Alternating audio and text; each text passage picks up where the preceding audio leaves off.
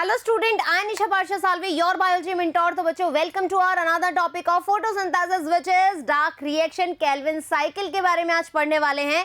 इससे previous video में हमने देखा कि कौन कौन से एक्सपेरिमेंट किस किस साइंटिस्ट के द्वारा किए गए हैं, क्यों हमने बोला कि ये एक फोटोसिंथेटिक रिएक्शन में CO2 ज़रूरी है, क्यों H2O का रोल है, कहाँ से O2 जो बाय प्रोडक्ट निकला है, सारी की सारी डिस्कशन हमने करी with light reaction. Light reaction देखी, उसके क्या हमारे लास्ट में प्रोडक्ट निकले, इन सब चीज़ों के बारे में जानकारी ले ली। आज जो हम देख रहे हैं केल्विन साइकिल डार्क रिएक्शन, इससे पहले हम देखेंगे कि लाइट रिएक्शन के दौरान हमारे पास क्या आया और क्यों हम इसको डार्क रिएक्शन कहते हैं। क्या ये अंधेरे में होती है इसलिए डार्क रिएक्शन है या इसके अलावा और कोई बात भी है। तो चलिए फटाफट से स्टार्ट करते हैं। सबसे पहले हम बात करें थोड़ा सा प्रीवियस स्टडी की जो हमने किया है। आ जाओ, हम बनाएंगे सबसे पहले मेरे प्यारे बच्चों मीजोफिल, राइट, क्योंकि मीजोफिल के अंदर क्या है, क्लोरोप्लास्ट है। ठीक है, क्लोरोप्लास्ट बना ले। आ जाओ, क्लोरोप्लास्ट बना ले, कोई अलग कलर से बना ले क्या, चलो इस वाले कलर से बना लेते हैं। ये हमने बनाया क्लोरोप्लास्ट, ठीक है। डबल मेम्ब्रेनस स्ट्रक्चर होता है कि नहीं होता है। ये लो हमने बना लिया क्लोरोप्लास्ट। क्लोरोप्लास्ट के अंदर हमने करी थी लाइट रिएक्शन, ठीक है। लाइट रिएक्शन के अंदर आ जाओ, हम बना लेते हैं पहले थाइलेकॉइड। ये लो हमने बनाया थाइलेकॉइड। थाइलेकॉइड में थोड़ा बड़ा बना रही हूं, ठीक है। ये लो, अंदर क्या है बच्चों, ल्यूमिन, हाँ है ना। ये क्या है, थाइलेकॉइड, हाँ जी, ठीक है। आ जाओ, ये क्या है, ये है हमारा स्ट्रोमा। ये क्या है, ये है क्लोरोप्लास्ट, और ये क्या है, mesophyll. Done done done done. ये चीजें समझ में आ गई, ये पढ़ी हुई ऑलरेडी, और जिसको नहीं समझ में आ रहा है प्रीवियस वीडियो पे जाएं और चेक करें। ये हमारी थाइलेकॉइड है। थाइलेकॉइड में हम क्या बनाएंगे, हम बनाएंगे PS1 और PS2, ठीक है। ये बन गया हमारा PS2 और कुछ और कलर ले लेते हैं, ढंग का सा कलर ले लें।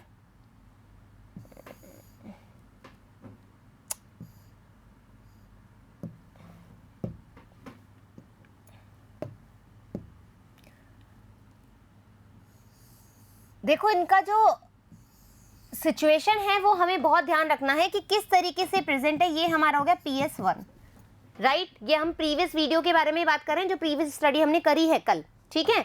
तो यहाँ पर क्या होगा बच्चों, यहाँ पर हम क्या करेंगे, आपको पता है ल्यूमिन में हमने क्या करवाया था, फोटोलिसिस ऑफ वाटर करवाया था। फोटोलिसिस ऑफ वाटर करवाया था तो हमारे पास आया था H2O, फिर हमारे पास आया था प्रोटॉन प्लस इलेक्ट्रॉन और प्लस हमारे पास आई थी O2। ये चीज हमने क्लियर कर ली, मैं बैलेंस नहीं कर रही हूँ रिएक्शन, ठीक है। अभी हमने ऑलरेडी कर लिया है कल प्रीवियस वीडियो में। अब ये हमने बोला कि प्रोटॉन जो है, ठीक है, कहाँ गया हमारे पास कलर की थोड़ी सी, यहाँ पर हमने इलेक्ट्रॉन ट्रांसपोर्ट सिस्टम देखा था, जरूरी था। तो यहाँ पर हमारे पास क्या होगा, F1 पार्टिकल होगा, F1 पार्टिकल होगा। यहां से ये जो प्रोटॉन है बच्चों, ठीक है, ये प्रोटॉन आएगा, ये प्रोटॉन यहां से निकलेगा, निकला प्रोटॉन, प्रोटॉन निकला, क्या हुआ, ADP से, ठीक है, ADP से हमारे पास क्या आ गया था, ATP। ये हम पढ़ चुके हैं ऑलरेडी। ये सिर्फ और सिर्फ मैं अभी कनेक्ट करने के लिए चीजों को बता रही हूं कि लाइट रिएक्शन से डार्क रिएक्शन कैसे हम आए, क्यों हम केल्विन साइकिल पढ़ रहे हैं। Is that clear? चीजों को अच्छी तरह समझ लो। यहाँ पर PS2 के लिए हमने फोटोलिसिस ऑफ वाटर करवाया, जिससे ये जो प्रोटॉन था वो कहाँ निकला, इस F1 पार्टिकल से निकल करके बाहर आ गया, कहाँ पहुंच गया, स्ट्रोमा के अंदर पहुंच गया, ठीक है। स्ट्रोमा के अंदर हमारे पास प्रोटॉन आयन आ गए। ये इलेक्ट्रॉन क्या हुआ, ये इलेक्ट्रॉन गया इधर, गया इधर, गया फिर यहाँ से और वापस से इलेक्ट्रॉन यहाँ आ गया। इसके द्वारा, ठीक है, जो PS1 है इसके द्वारा हमारे पास क्या आया बच्चों, हमारे पास आई ATP, ठीक है, और हमारे पास क्या आया, एक और NADP से क्या मिला हमको, Na DPH, ये मिला हमको। अब देखो यहां तक की कहानी हम लाइट रिएक्शन के बारे में पढ़ चुके हैं। अब हम देखेंगे स्ट्रोमा। आपको पता है लाइट रिएक्शन कहाँ होती है और स्ट्रोमा में होती है डार्क रिएक्शन।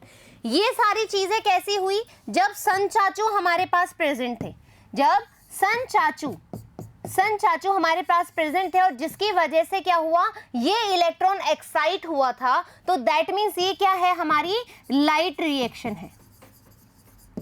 क्या है? हमारी लाइट रिएक्शन है।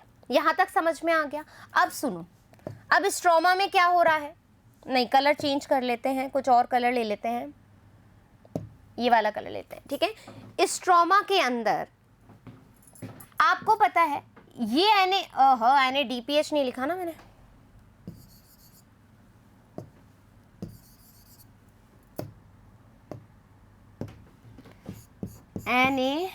NADPH, ये NADPH आएगा।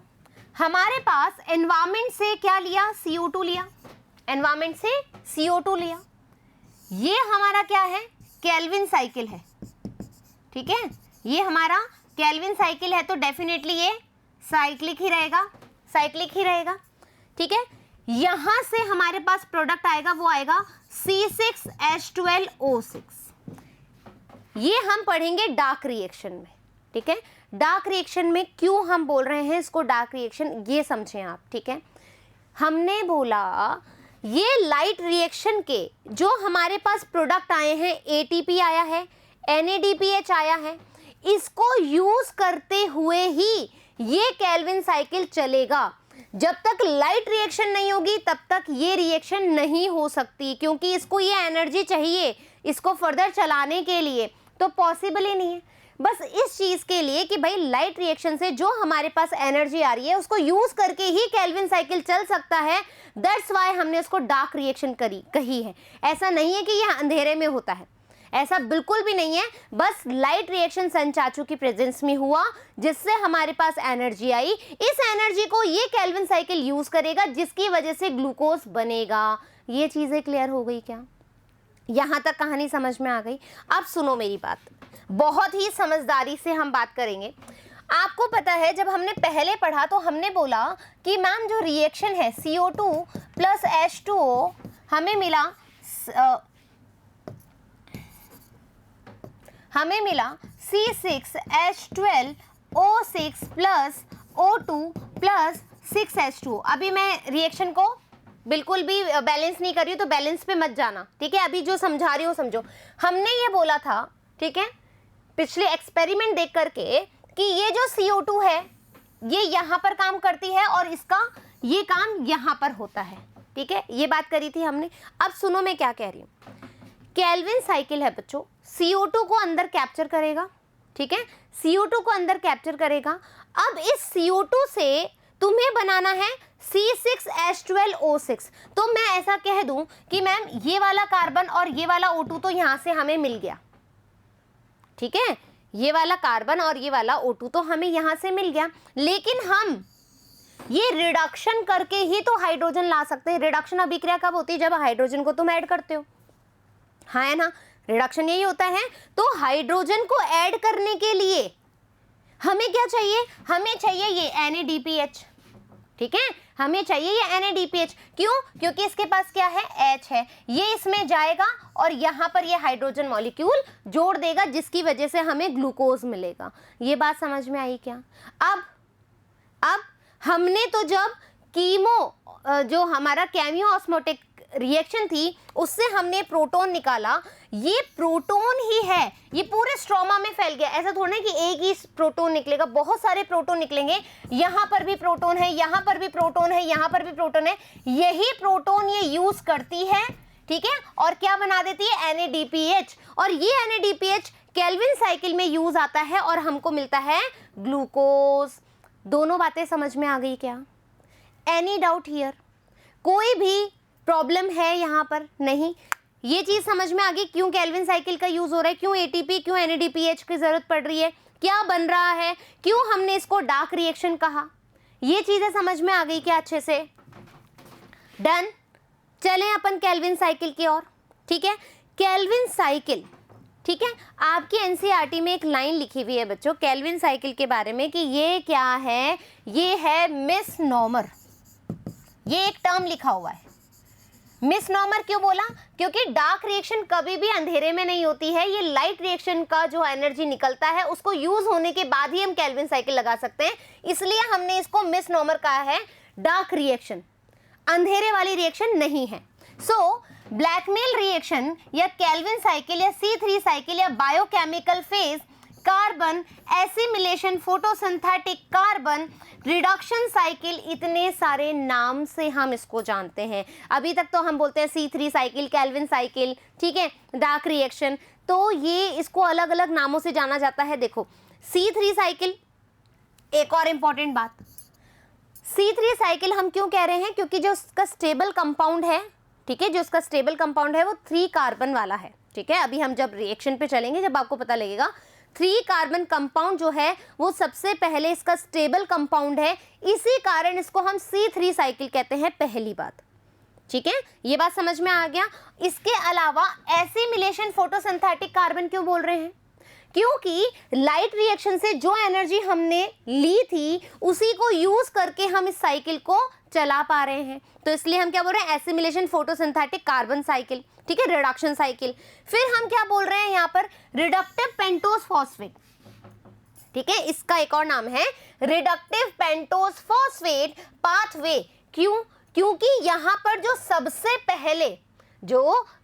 पहले एनवायरमेंट की CO2 को कैप्चर करेगा, primary CO2 acceptor, primary carbon acceptor जो है वो है RUBP, राइबुलोज, ठीक है, यानी कि क्या है?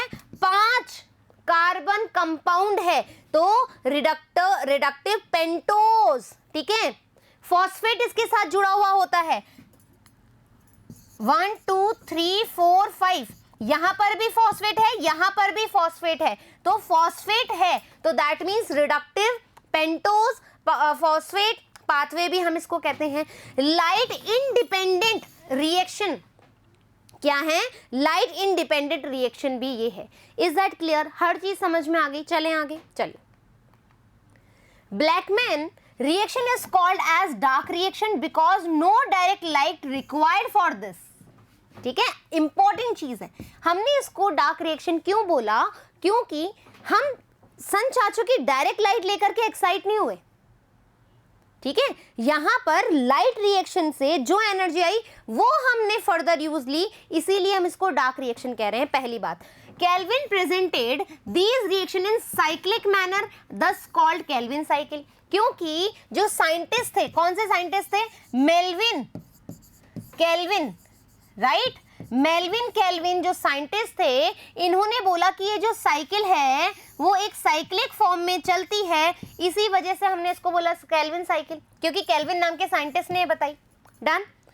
First stable compound of Calvin cycle, जो फर्स्ट स्टेबल कंपाउंड है वो है हमारा 3PGA, ठीक है। कितने कार्बन प्रेजेंट है? 3 कार्बन प्रेजेंट होते हैं, इसलिए 3PGA है। इससे पहले देखो बच्चों, जब हम रिएक्शन करेंगे, आ जाओ यहां पर, आप रिएक्शन देख रहे हो तो रिएक्शन में 3 स्टेट है, कार्बोक्सिलेशन, रिडक्शन और हमारा रीजनरेशन। तो यहां पर हमारे पास एक कंपाउंड निकला है, एक कंपाउंड हमारे पास यहां पर आया और वापस से ये क्या हुआ? हमारे पास RUBP की फॉर्म में आ गया। तो आप देख रहे हो कि कार्बोक्सिलेशन बीच में हुआ है, आप देख रहे हो रिडक्शन बीच में हुआ है, तो ये 1 स्टेप प्रोसेस नहीं है या 3 स्टेप प्रोसेस नहीं है कि हमने बोला कार्बोक्सिलेशन हो गया, रिडक्शन हो गया, रीजनरेशन हो गया, ना, बिल्कुल भी नहीं। यदि आप इसकी एक्चुअल पाथवे देखोगे तो आपको लगेगा कि वाह, many step are involve in it, बहुत सारे स्टेप्स के बाद में ये चीज बनी है, फिर ये इसके साथ में भी बहुत सारे स्टेप के बाद ये चीज बनी है। हमने जो हमारी NCERT उसने आपको बहुत ही सरल लैंग्वेज में समझने के लिए इसको 3 स्टेप के अंदर कंक्लूड किया है। ये बात समझ में आ गई? ठीक है, चलो। तो अब क्या हुआ? देखो, केल्विन साइकिल जो है, केल्विन साइकिल में इन्होंने क्या किया? एक तो बोला कि ये साइक्लिक फॉर्म में रहता है, ठीक है, साइक्लिक फॉर्म में रहता है, पहली बात। यहाँ पर जो कार्बन है, ठीक है, जो CO2 है वो एक्सेप्ट की जाती है, किसके साथ की जाती है? RuBp। RuBp के बारे में सुन लो। RuBp क्या है? राइबोस 1,5 बिस फॉस्फेट, ठीक है, क्या है? राइबोस 1,5 बिस फॉस्फेट, इसका नाम है RuBp का, राइबोस, ठीक है, बिस फॉस्फेट। दोनों तरफ 5 कार्बन है, 1 2 3 4 5, और दोनों तरफ क्या लगी हुई है? इसके फॉस्फेट लगी हुई है। ये बात समझ में आ गई? पहले नंबर पे फॉस्फेट है, दूसरे नंबर पे फॉस्फेट है, इसलिए हमने 1,5 बिस फॉस्फेट बोला। ये समझ में आ गई? डन। अब क्या करेगा? जो कार्बन आएगी, सॉरी, जो हमारी कार्बन डाइऑक्साइड आएगी, CO2 जो आएगी, वो कौन लेगा? सबसे पहले राइबोस 1,5 बिस फॉस्फेट ग्रहण करेगा। इसीलिए मैं इसको क्या बोलती हूँ? Primary CO2 acceptor. ये ध्यान रखेंगे बात, ये ध्यान रखेंगे। अब बच्चों ये RuBp, ठीक है, ये RuBp क्या बनाता है? 3PGA बनाता है, ठीक है, 3PGA बनाता है। तो इस रिएक्शन को यहां तक लाने में एक एंजाइम जो है वर्क करता है। क्या करता है? एक एंजाइम वर्क करता है, जिसको हम बोलते हैं रूबिस्को।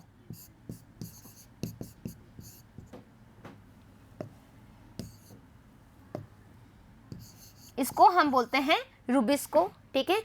RuBp कार्बोक्सिलेज ऑक्सीजनेज, ठीक है, RuBp कार्बोक्सिलेज ऑक्सीजनेज एंजाइम है ये, ठीक है। इसका पूरा नेम आपको पता होना चाहिए। ये ऑक्सीडेशन की रिएक्शन भी करता है, कार्बोक्सिलेशन भी करता है। ये बात समझ में आ गई, ठीक है। ये छोटी छोटी बातें हैं, मैं पहले समझा रही हूँ, फिर जब अपन साइकिल पढ़ेंगे तो इजी हो जाएगा। ये बात समझने की थी। और एक और बात,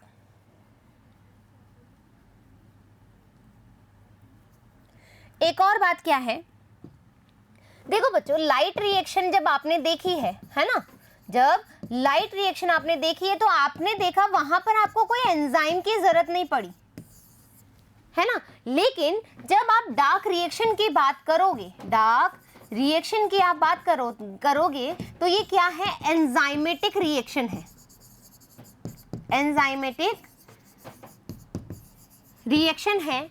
तो कोई भी एनवायरमेंट में चेंजेस होगा, टेम्परेचर बढ़ गया तो फ्लक्चुएट होगी, हाँ या ना। यदि इसके pH में प्रॉब्लम आई तो भी फ्लक्चुएट होगी। हमने बात करी थी ना एंजाइम की, एंजाइम में टेम्परेचर जो है ऑप्टिमम होना चाहिए, pH ऑप्टिमम होना चाहिए, कॉन्सेंट्रेशन ऑप्टिमम होना चाहिए। यदि किसी भी तरह का चेंजेस आएगा तो डेफिनेटली केल्विन साइकिल या डार्क रिएक्शन पे असर पड़ेगा। ये बात समझ में आ गई क्या? एक और बात, अब आ जाओ यहाँ पर। जब केल्विन मेल्विन ने लिया तो उन्होंने किस पर बात करी, कैसे उन्होंने केल्विन साइकिल बताया? तो इन्होंने क्या किया? एल्गल फोटोसिंथेसिस पे डिस्कवरी करी, एल्गल फोटोसिंथेसिस पे बात करी। कौन सी हमारी एल्गल ली? तो हम बोलेंगे क्लोरेला, नाम याद रखेंगे। और एक का नाम है SCENEDESMUS, ठीक है, सिनिडेस्मस। इन दोनों एल्गा पर उन्होंने क्या देखा? फोटोसिंथेसिस की रिएक्शन देखी, जिसमें इन्होंने बेसिकली केल्विन साइकिल का अध्ययन किया। ये ध्यान रखेंगे। आ गई बात समझ में? केल्विन साइकिल से रिलेटेड चीजें समझ में आ गई? आ जाओ। सो हम कहाँ थे? ये बात पता लग गई। First stable compound study by Kelvin was on green algae chlorella and synedesmus. During his experiment he used chromatography और रेडियो आइसोटॉप। ये इंपॉर्टेंट चीज है जहां से क्वेश्चन आता है। आपसे पूछा जा सकता है केल्विन मेल्विन ने जो कार्बन कंपाउंड है उसका रेडियो आइसोटॉप कौन सा लिया? तो आप रखेंगे C14। इसका क्या मतलब है मैम? इसका क्या मतलब है? क्यों हमने ये रखा? इससे आपको ये पता लग जाता है, देखो जब रेडियो एक्टिव कंपाउंड लेते हैं ना अपन, तो उस रिएक्शन को ट्रेस आउट करना इजी हो जाता है, हम आराम से ट्रेस कर सकते हैं, क्योंकि ये क्या करता है, रेडियो एक्टिव है तो इन्फ्लोरेसेंस देगा, तो हमें पता लग जाएगा कि हाँ अच्छा वो कार्बन हमारा यहाँ पहुंच गया, अब इस कार्बन के साथ ये हो गया, इसका नंबर इतना बढ़ गया। तो ये सारी चीजें कैसे पता लगेगी, जब हम कोई रेडियो एक्टिव कंपाउंड यूज करेंगे। तो मेल्विन कैल्विन ने भी क्या किया, इस चीज को, किस चीज को, एल्गल फोटोसिंथेसिस को चेकआउट करने के लिए उन्होंने क्या लिया, रेडियो एक्टिव कंपाउंड लिया C14, ताकि वो रिएक्शन को ट्रेस आउट कर सकें। ये बात समझ में आ गई। Techniques for detecting reaction of C3 cycle, done. Rubisco full form याद रखेंगे, राइबोलोज बिसफॉस्फेट कार्बोक्सिलेज ऑक्सीजनेज। ये क्या है, एंजाइम है rubisco. राइबोलोज bisphosphate carboxylase oxygenase is main enzyme in C3 cycle which present in stroma. कहां पर प्रेजेंट होता है, ये स्ट्रोमा में पूछा जा सकता है, याद रखेंगे, done. Rubisco is most abundant, important बात बच्चों, देखो इंपॉर्टेंट है, ऐसा प्रोटीन जो कि वर्ल्ड में अबंडेंट प्रोटीन है, एंजाइम है, वो कौन सा है, rubisco, most abundant enzyme on earth surface यानी वर्ल्ड में, right. CO2 acceptor in Calvin cycle is RuBp।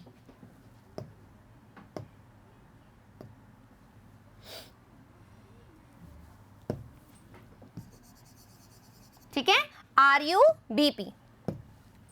6 turn of Kelvin cycle are required for the formation of 1 glucose।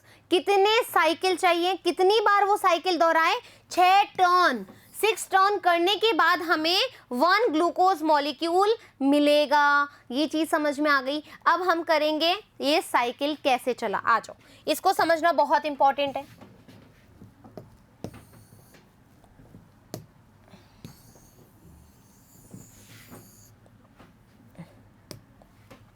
देखो क्या हुआ, ये क्या है, राइबोलोज 1,5 बिसफॉस्फेट है, दैट मीन्स इसको हम बोलेंगे RuBp।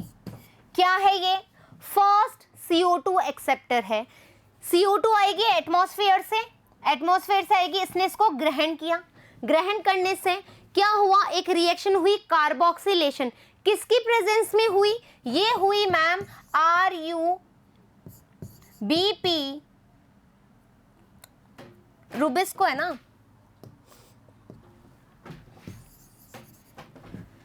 किसके प्रेजेंस में हुई है, रूबिस्को की प्रेजेंस में, ठीक है, रूबिस्को की प्रेजेंस में हुई। क्या आया हमारे पास, फर्स्ट स्टेबल कंपाउंड आया, क्या है ये, फर्स्ट स्टेबल कंपाउंड है, ठीक है, फर्स्ट स्टेबल कंपाउंड है। अब सुनो, राइबोलोज 1,5 बिसफॉस्फेट है, CO2 हमारे पास आया, इसको क्या किया, इसने 2 भागों में तोड़ दिया, ये 6 कार्बन कंपाउंड है, इसको 2 भागों में तोड़ा, यानी 2 मॉलिक्यूल बनाए इसने, किसके, इसके। तो मैं यहाँ लिख दूं 2 मॉलिक्यूल ऑफ 3PGA, हमारे पास ये आ गया। आफ्टर कार्बोक्सिलेशन हमारे पास क्या आया, 2 molecule of 3PGA, PGA in the sense of phosphoglycerate, done. ये बात समझ में आई। अब सुनो मेरी बात, एक छोटी सी बात ध्यान रख लो, हो सकता है आपको आती हो क्योंकि केमिस्ट्री तो आप पढ़ते ही हो। जब हम कार्बोक्सिलिक एसिड को ब्रेक डाउन करते हैं, ठीक है, ब्रेक डाउन करते हैं या उसका रिडक्शन करते हैं, रिडक्शन, तो हमारे पास आता है एल्डिहाइड, राइट, और एल्डिहाइड के रिडक्शन के बाद हमें मिलता है अल्कोहल। ये बात तो हमें पता है ना, रिडक्शन के बाद मिलता है हमें अल्कोहल, डन। अब ये रिडक्शन की जो अभिक्रिया है, तो कार्बोक्सिलेशन से तो हमारे पास फर्स्ट स्टेबल कंपाउंड आ गया 3PGA। अब यहां पर हमें क्या बनाना है, ट्रायोस फॉस्फेट बनाना है, ठीक है, हमें बनाना है एल्डिहाइड बनाना है। तो इस एल्डिहाइड को बनाने के लिए हमने क्या करना पड़ेगा, रिडक्शन करना पड़ेगा। क्या करना पड़ेगा, रिडक्शन करना पड़ेगा। इसको रिडक्शन करने के लिए 3PGA के 2 मॉलिक्यूल्स को रिड्यूस करने के लिए हमें क्या क्या जरूरत है, मैंने आपको बताया था, हमने हाइड्रोजन जोड़ना है। हाइड्रोजन जोड़ना है तो NADPH हमें चाहिए, आ गया हमें NADPH, राइट। ATP, तभी तो हम क्या कह रहे हैं, ये लाइट रिएक्शन पे डिपेंडेंट है, हमें मॉलिक्यूल चाहिए, तभी तो हम, जो एनर्जी मॉलिक्यूल चाहिए तो ही तो हम आगे रिएक्शन कर सकते हैं। तो हमें यहाँ पर देखो, जब 3PGA के 2 मॉलिक्यूल से जब ट्रायोस फॉस्फेट बनता है, रिडक्शन होता है, तो हमें क्या चाहिए? हमें चाहिए 2 ATP plus 2 NADPH, right? 2 molecule हमें NADPH चाहिए, 2 मॉलिक्यूल हमें ATP चाहिए फर्स्ट रिडक्शन में। ये समझ में आ गया यहाँ पे? इस रिडक्शन में हमको क्या चाहिए, कितनी एनर्जी चाहिए? क्वेश्चन आते हैं बच्चों, इसलिए मैं बार बार बोले जा रही हूँ। फिर हमारे पास क्या आ गया? ट्रायोस फॉस्फेट आ गया। कितना मॉलिक्यूल होगा? डेफिनेटली ये भी 2 मॉलिक्यूल होगा। कितने कार्बन कंपाउंड होगा? 3 कार्बन कंपाउंड मॉलिक्यूल होगा, ठीक है। अब देखो यहाँ से क्या हुआ, जब ट्रायोस फॉस्फेट हमारे पास आता है आफ्टर रिडक्शन, तो हमारे पास क्या होगा? सुक्रोज स्टोरेज, यानी कि हमारे पास बनेगा मॉलिक्यूल ऑफ ग्लूकोज, ठीक है। ग्लूकोज हमारे पास यहां पर निकल जाएगा और वापस से जो बाकी बचा हुआ मॉलिक्यूल है वो क्या करेगा? इस रिएक्शन को कैरी फॉरवर्ड करेगा, क्योंकि ये साइक्लिक रिएक्शन है। डन। ये जितना भी आपने देखा है 2 ATP 1 NADPH, यहां पर रीजनरेशन का मतलब है वापस से रीजनरेट करना। जो रिएक्शन हम कर रहे हैं उस रिएक्शन पे वापस पहुंचना, तभी तो साइक्लिक रिएक्शन है। तो रीजनरेशन के लिए भी हमें क्या चाहिए? हमें पैसे खर्च करने पड़ेंगे, हमें ATP लगानी पड़ेगी। तो हमने यहाँ पर कितना ATP लगाया है? 1 ATP मॉलिक्यूल, ठीक है, 1 ATP मॉलिक्यूल। तो आप क्या देख रहे हो यहाँ पर? हमने क्या करा है? ये 1 CO2 के साथ रिएक्शन करी है, ये 1 CO2 के साथ रिएक्शन करी है। अभी हमने प्रीवियस लाइन में पढ़ी थी, ये कितनी बार चलेगा 1 ग्लूकोज मॉलिक्यूल बनाने के लिए? 6 टाइम। अभी तो ये एक ही बार चला है, एक ही बार में आपको क्या मिला? 2 ATP की जरूरत पड़ी, 2 NADPH की जरूरत पड़ी और 1 ATP, यानी कि टोटल मैं बात करूं तो हम बोल रहे हैं फर्स्ट टर्न के अंदर हमें 1 CO2 की जरूरत पड़ी, 1 RUBP की जरूरत पड़ी, हाँ या ना? ठीक है, 1 RUBP की जरूरत पड़ी, 3 ATP हमें जरूरत पड़े,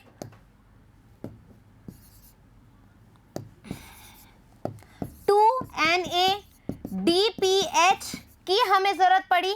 लेकिन अभी भी हमारा ग्लूकोज नहीं बना। क्यों? क्योंकि जब हम इसको 6 से मल्टीप्लाई करेंगे तब हमें 1 मॉलिक्यूल ऑफ ग्लूकोज मिलेगा। ये बात समझ में आ गई क्या? आपकी एनसीईआरटी में जो डायग्राम है वो 1 रिएक्शन के लिए, 1 टर्न के लिए, 1 साइकिल के लिए, ऐसे हमें 6 साइकिल जब चलेंगे तब जाकर के 1 ग्लूकोज मिलेगा। Is that clear? Is that clear? तो अब तुम्हें क्या करना है? 1 ग्लूकोज बनाना है, तो उसके लिए कितनी एनर्जी चाहिए, कितने ATP मॉलिक्यूल चाहिए, कितने NADPH चाहिए, कितनी हमें CO2 मॉलिक्यूल चाहिए, कितने RUBP चाहिए, इसकी गणना कर लें अपन। आ जाओ, देखो अब हमने जो रिएक्शन करी है वो आ जाओ। RUBP ने क्या किया? 6 CO2, ठीक है, 6 CO2 है। RUBP वहां पर कितना था? 5 कार्बन। RUBP था 1 था, अब यहां पर क्या चलेगा? 6 चलेगा, ठीक है। अब हम 6 टर्न वाला कर रहे हैं, 1 ग्लूकोज मॉलिक्यूल बना रहे हैं, ये समझ लो, ठीक है। हमने बोला 6 हमें RUBP चाहिए, 6 कार्बन डाइऑक्साइड हमने ग्राइंड करी। यहां पर क्या हुआ है? कार्बोक्सिलेशन हुआ है, कार्बोक्सिलेशन हुआ है। किसके प्रेजेंस में हुआ है? ये हुआ है मैम रुबिस्को में, ठीक है, रुबिस्को की प्रेजेंस में। क्या है ये? वर्ल्ड में मोस्ट अबंडेंट प्रोटीन है, एंजाइम है, ये ध्यान रखेंगे। कार्बोक्सिलेशन हो गया। कार्बोक्सिलेशन के द्वारा आपको क्या मिला? आपको मिला मैडम 3 कंपाउंड के 2 मॉलिक्यूल, ठीक है, 3 कंपाउंड के हमें 2 मॉलिक्यूल मिले, PGA मिले। अब यहाँ पर पहले एक ग्लूकोज, पहले जो फर्स्ट टर्न में हमें काम आ रहा था, सॉरी, यहाँ पर फर्स्ट टर्न में हमारे पास कितने मॉलिक्यूल थे? 2 मॉलिक्यूल थे, ठीक है, 2 मॉलिक्यूल आए। तो अब कितने आ जाएंगे? आ जाओ, अब कितने आ जाएंगे? यहाँ पर 2 थे तो इसको 6 से गुणा कर दो, तो इसको मैं लिख दूं 12। कितना आया हमारे पास? 12, 3 कार्बन PGA, हाँ या ना? Any doubt here? ये चीज समझ में आ गई क्या? अब आगे चलें, अब आ जाओ आगे करें। अब यहां पर हुआ हमारे पास रिडक्शन, रिडक्शन हुआ। रिडक्शन हो रहा है तो हमें हमें क्या जोड़ना पड़ेगा, हाइड्रोजन जोड़ना पड़ेगा। तो हमें क्या चाहिएगी, लाइट रिएक्शन से जो हमारे पास एनर्जी आई थी उसका हम यूज करेंगे। यूज करोगे तो क्या आएगा बच्चों, 2 ATP आपने यूज किया था, है ना, प्लस 2 NADPH आपने यूज किया था। क्या मिला हमें, ADP plus PI plus NADH, हाँ है ना, ये चीज NADH, अरे NADP तो मिलेगा, NADP, ठीक है, 2 और ये भी 2। ये बात समझ में आ गई, हमने यूज किया था, आ जाओ देख लो यूज किया था कि नहीं किया था। ATP और NADPH, 2 ATP 2 NADPH हमें यूज करे थे कब, जब रिडक्शन अभिक्रिया हुई थी। तो हो गई हमारी रिडक्शन अभिक्रिया। अब ये हमने 1 टर्न के लिए करी थी, तो इसको भी मैं 6 से मल्टीप्लाई कर दूं, 6 से मल्टीप्लाई कर दूं तो 6 दूनी 12, 6 दूनी 12, तो यानी कि मेरे पास यहां पर 12 ATP प्लस 12 NADPH यूज आए, हाँ या ना, ठीक है, 12 ATP 12 NADPH यूज आए। अब इसके बाद में क्या होगा, इसके बाद में मैम क्या बना हमारे पास बना ट्रायोज फॉस्फेट, ट्रायोज फॉस्फेट बना। कितना मॉलिक्यूल वाला कार्बन है ये, 3 कार्बन कंपाउंड है। अब ट्रायोज फॉस्फेट उधर बना था 1, है ना, अब मैं इसको किससे, 2 बना था, है ना, सॉरी 2 बना था उधर, क्योंकि ये कितने बने थे, 2 थे, ये भी 2 ही होगा, 2 से मल्टीप्लाई करो। अब इसको मैं किससे मल्टीप्लाई करूंगी, 6 से, तो कितने बनेंगे अपने पास, 6 दूनी 12, 12 ट्रायोज फॉस्फेट मुझे मिलेगा, 12 ट्रायोज फॉस्फेट आपको मिलेगा, ठीक है। कितना कार्बन वाला है, 3 कार्बन वाला कंपाउंड है। यहां तक कोई डाउट है क्या, मैं एक्चुअल रिएक्शन कर रही हूं, 6 टर्न वाली रिएक्शन कर रही हूं, एक्चुअली जो केल्विन साइकिल में ग्लूकोज मॉलिक्यूल निकलता है उसके बारे में हम बात कर रहे हैं, ठीक है। 5 कार्बन वाला RUBP था, उसमें हमें एक चाहिए था जब फर्स्ट टर्न पड़ा था, अब हमें 6 टर्न के लिए चाहिए, क्यों, क्योंकि हमने एक ग्लूकोज मॉलिक्यूल निकालना है, इसके लिए मुझे 6 कार्बन डाइऑक्साइड चाहिए होंगे, ठीक है। कार्बोक्सिलेशन हुआ, 3CPGA आया, कितना मॉलिक्यूल हमने एक टर्न के लिए था, 2, तो 6 के लिए कितना आ जाएगा, 12, तो 12CPGA मिल गया। रिडक्शन हुआ, उसमें एक टर्न के लिए मुझे 2 ATP 2 NADPH चाहिए थे, तो 6 के लिए कितने चाहिए होंगे, 12 ATP 12 NADPH। क्या हुआ, रिडक्शन होने की वजह से मेरे पास आया 2 ट्रायोज फॉस्फेट एक साइकिल में, तो 6 साइकिल में कितना आ जाएगा, 12 ट्रायोज फॉस्फेट। यहां तक कोई शिकवा, कोई गिला है आपको, नहीं है, आगे चले। यहां से क्या हो जाएगा बच्चों, ये हो जाएगी मेरी रीजनरेशन, रीजनरेशन, ठीक है। रीजनरेशन को करने के लिए भी मुझे क्या चाहिए, एक ATP चाहिए था, ठीक है। क्या बन रहा था, ADP प्लस PI, हाँ है ना। अब रीजनरेशन हमारी एक साइकिल के लिए तो नहीं चल रहा, तो डेफिनेटली मैं क्या करूंगी, इसको 6 से मल्टीप्लाई करूंगी, तो 6 ATP मुझे यहां पर भी जरूरत पड़ी, 6 ATP मुझे यहां पर जरूरत पड़ी, और यहां पर क्या होगा, 12 मॉलिक्यूल हैं, तो 10 मॉलिक्यूल, 10 कार्बन यहां चले जाएंगे, ठीक है, और जो 2 कार्बन हैं वो आ जाएंगे ग्लूकोज के लिए। ये बात समझ में आ गई क्या, यदि ये चीज समझ में आ गई तो तुम पार हो, बिल्कुल एकदम मस्त वाले, ठीक है। वो PAR वाला नहीं, एकदम मतलब तुम्हारी नीट क्लियर हो जाएगी। देखो चीजें एकदम कंसेप्ट जो है क्लियर होने चाहिए। यदि तुम्हें ये सिचुएशन समझ में आ गई ना, तो आराम से तुम कंफ्यूज नहीं होंगे कि कितने ATP मॉलिक्यूल चाहिए, कितने आपको NADP चाहिए, क्या रिएक्शन हो रही, कितना CO2 आ रहा है, कितना हमें रुबिस्को चाहिए, कितना RUBP चाहिए, सब कुछ ये चीजें क्लियर हो गई है ना, पक्का। अब अपन कैलकुलेट कर लें, ठीक है। इधर लिख रही हूँ 1 टर्न, इधर लिख रही हूँ 6 टर्न, ठीक है, 1 टर्न एंड 6 टर्न लिख रही हूँ। यहां पर आपको 1 RUBP 5 कार्बन, ठीक है, 1 CO2, ये नहीं, एरो नहीं लगाऊंगा ना, एरो से दिक्कत हो जाएगी, 1 CO2, 2 ATP 2 NADPH, किधर चाहिए ये, रिडक्शन में, ठीक है। फिर हमने बोला 1 ATP कहाँ चाहिए, रीजनरेशन में,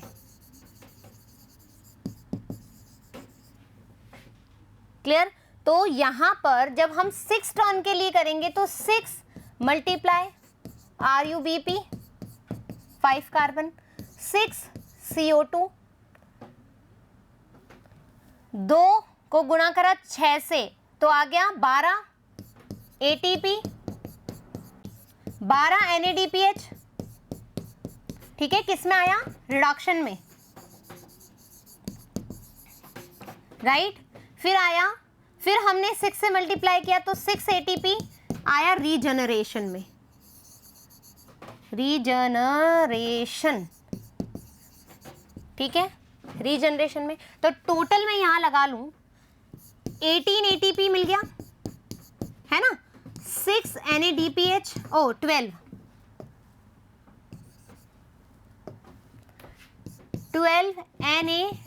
NADPH, राइट। ये हमारी क्या हो गई? एनर्जी जो यूज आई, किसके लिए आई? 1 ग्लूकोज मॉलिक्यूल के लिए, 1 ग्लूकोज मॉलिक्यूल के लिए। Done Calvin cycle. क्वेश्चन जो आते हैं बच्चों ऐसे ही आते हैं, जो अपन ने बात करी है ना, क्या बात करी है, एक बार शांत हो जाओ। क्या क्या पढ़ा हमने बोला मैम इसको ब्लैकमेल ने बोला है डार्क रिएक्शन। क्यों बोला है? क्योंकि डायरेक्ट जो है ये सनलाइट की कंडीशन में नहीं होता है, ये लाइट रिएक्शन पे डिपेंडेंट होता है। ये बात समझ में आ गई। फिर केल्विन, जो मेल्विन केल्विन थे, उन्होंने रेडियो एक्टिव कंपाउंड लिया C14, जिससे उन्होंने इस साइकिल को पता लगाया। उन्होंने बोला ये साइक्लिक रिएक्शन है, इसलिए इसको हम केल्विन साइकिल भी बोलते हैं। ये बात समझ में आ गई। प्राइमरी CO2 एक्सेप्टर कौन है? RuBp, 5 कार्बन कंपाउंड है। ये बात समझ में आ गई यहाँ तक। फिर हमने बोला फॉस स्टेबल कंपाउंड कौन सा है हमारा? 3PGA, फॉस स्टेबल कंपाउंड है, ये ध्यान रखेंगे। कौन सा एंजाइम आपको चाहिए बच्चों? आपको चाहिए रुबिस्को, फुल फॉर्म याद रखेंगे। कितनी स्टेप आपने देखी? Carboxylation, reduction, regeneration. कितना ATP आया आपको 1 मॉलिक्यूल ग्लूकोज बनाने के लिए? तो आपको आया 18 ATP, 12 NADPH। Is that clear? कितना ग्लूकोज मॉलिक्यूल बना? 1 ग्लूकोज मॉलिक्यूल बना। बस आपको केल्विन साइकिल में ये ध्यान रखना है। और C3 साइकिल सभी प्लांट्स में मिलता है, कोई सा भी प्लांट ले लो, C3 साइकिल जो है तुम्हें हर प्लांट में मिलेगा। ऑल फोटोसिंथेटिक जो प्लांट होगा उसमें C3 साइकिल आपको देखने को मिलेगा। ये आ गई क्या बात समझ में? बस आज हमने यही पढ़ा है C3 साइकिल के लिए। डन, चलो आ जाओ।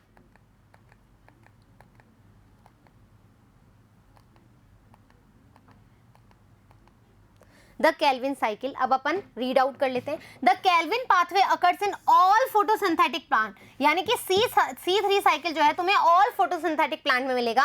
It does not matter whether they have C3 और C4, चाहे वो C3 प्लांट हो चाहे वो C4 प्लांट हो, लेकिन C3 तो क्या है आपके लिए? जैसे हमारी सांसें हैं जरूरी, वैसे ही ऑल फोटोसिंथेटिक प्लांट के लिए C3 जरूरी है, वो उसमें होगा ही होगा। Done. The Calvin cycle can be described under 3 stages, 3 stages हैं, कार्बोक्सिलेशन, रिडक्शन, रीजनरेशन। याद रखेंगे। कितना एनर्जी रीजनरेशन में चाहिए, कितना एनर्जी रिडक्शन में चाहिए, ध्यान रखेंगे। कार्बोक्सिलेशन क्या है? Carboxylation is the fixation of CO2, CO2 को फिक्स कर रहे हैं into a stable organic intermediate, ठीक है, एक स्टेबल कंपाउंड मिला है 3PGA।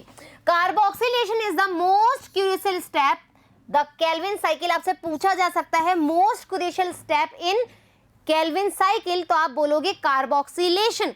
Where CO2 is utilized for the carboxylation of RuBp। किसका कार्बोक्सिलेशन हो रहा है? RuBp का।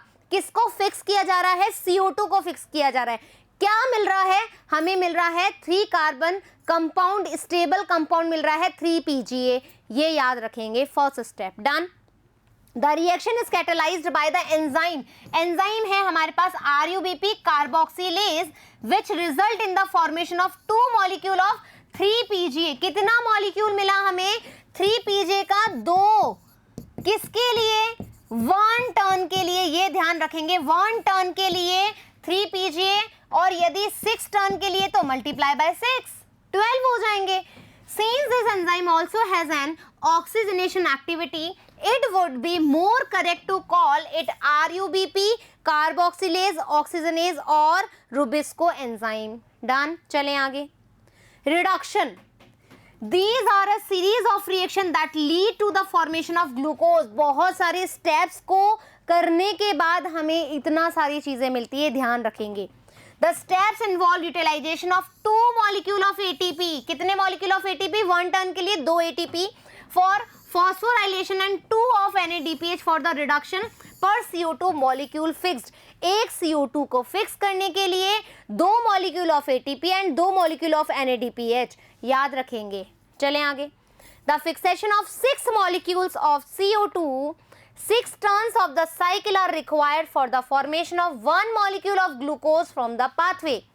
6 टर्न कंप्लीट करने हैं तो 2 ATP गुणा 6, 2 NADPH गुणा 6 तो 12 किस में आ जाएगा? रिडक्शन अभिक्रिया में. Done. Regeneration of the CO2 acceptor molecule RUBP is crucial if the cycle is to continue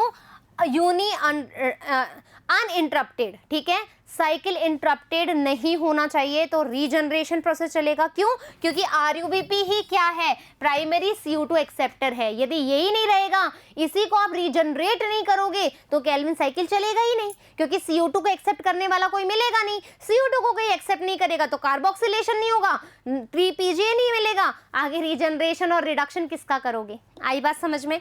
the regeneration step require 1 ATP for phosphorylation to form RUBP. RUBP बनाने के लिए, रीजनरेट करने के लिए आपको कितना चाहिए? 1 टर्न में 1 ATP मॉलिक्यूल चाहिए, तो 6 के लिए 6 ATP मॉलिक्यूल चाहिए. Done. Hence, for every CO2 molecule entering the Calvin cycle, 3 molecules of ATP and 2 of NADPH are required. Done.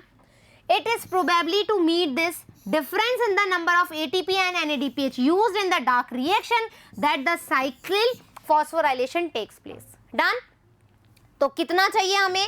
6 CO2 चाहिए, 18 ATP चाहिए और 12 NADPH चाहिए. ये चीज़ें क्लियर हो गई. डन. तो इस तरीके से आज हमने केल्विन साइकिल पढ़ लिया. क्या क्या चीज़ें चाहिए, क्या क्या चीज़ें नहीं चाहिए, कितना टर्न में कितने हमें ATP चाहिए, यही ध्यान रखना है. और जो कुछ कुछ इंपॉर्टेंट बात है, एल्कल फोटोसिंथेसिस रिएक्शन करिए, कौन से एल्गल के नाम है ध्यान रखेंगे. राइट. तो इस तरीके से Calvin cycle, C3 cycle complete. Next part में हम पढ़ेंगे C4 साइकिल के बारे में. डन. तो जल्द ही मिलेंगे. जब तक धन्यवाद.